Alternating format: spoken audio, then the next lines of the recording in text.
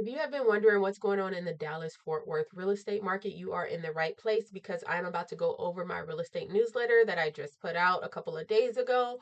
Today is January 11th, 2026, and I'm here to talk about what's going on in the real estate market. I'm going to go over some of the metrics that I have gathered um, from last month, because that was the last complete month, December 2025, and tell you what they signify in the real estate market.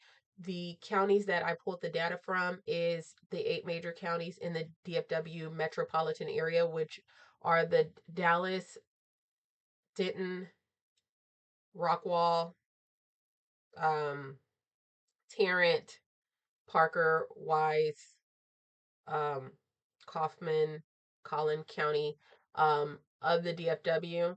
And let's just jump right in. The average sales price from all of those counties was 389,344. That's up from last month, which was 352,160. However, it's still lower than the previous year, same time that month, which was 405,617. So, what this metric indicates is that home prices are still lower than last year. So, we're still in a good position. However, they are starting to increase and go back up.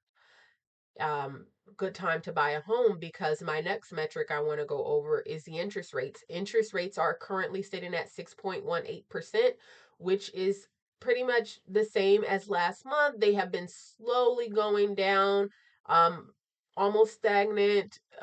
They're inching down. And last month it was still 6.18, but the previous year it was 6.90. So we are still in a better position as far as pricing, and we're in a better position as far as interest rates when it comes to buying a home. However, just because those numbers are still um, kind of stagnant, it doesn't have a whole lot of buyers making quick moves in the market. So let me go to my next metric, which is average days on market. The current average days on market is 88 days. The previous month it was 84 days. So it actually went up for the month of December. And of course, it still went up from last year. Buyers, even with the higher sales price, were buying more. It was just a difference.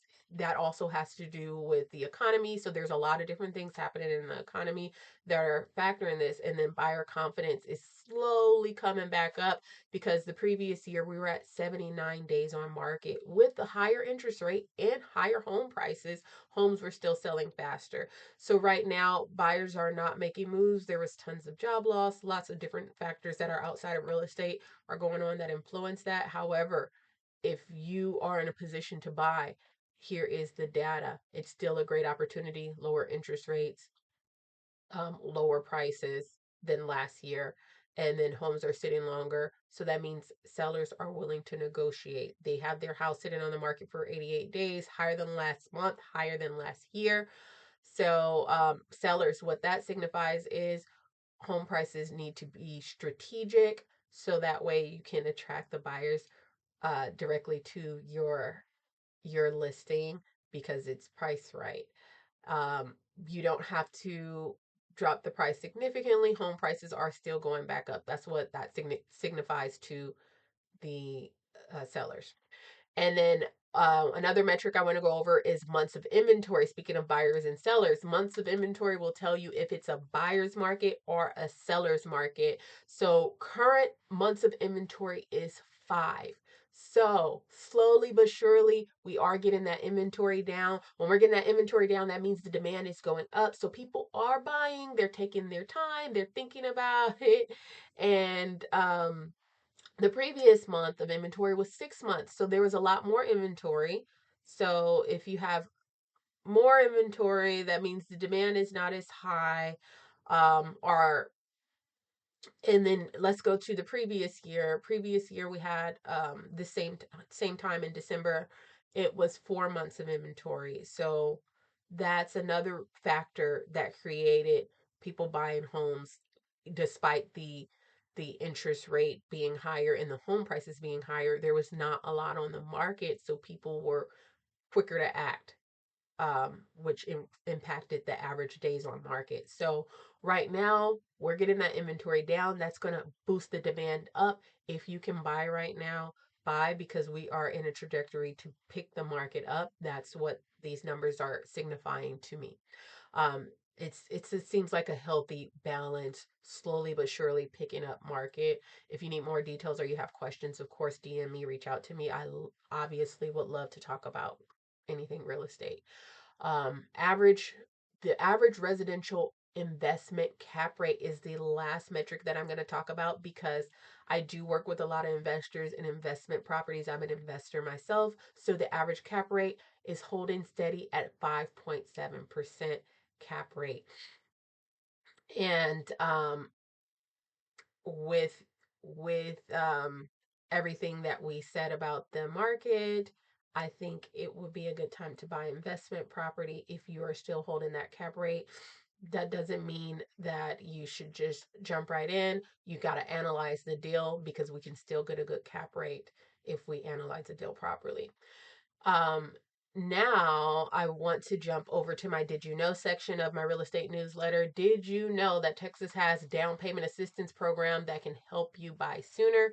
It will also, if you thought you didn't have, or if you don't have the money for your down payment, um, there are home programs in the DFW in Texas that will help you with your down payment costs. The common down payment assistance, we call them DPAs.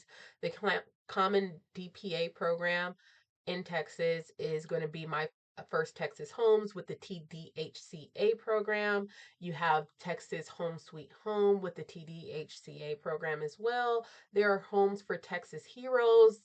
The heroes include teachers, nurses, police, firefighters, and military. And then you have TSAC, which is Home Sweet Home Loan Program. Um, and those will help you with your down payment and sometimes your closing costs as well. They do have income limits that vary by county and household size, but most programs fall within, as long as your income is within 80 to 115% of the area median income. So for example, in many DFW counties, 1 to 2 people, the AMI, area median income, is 65,000 to 90,000. So if you make 80 to 115% of that income, you may qualify.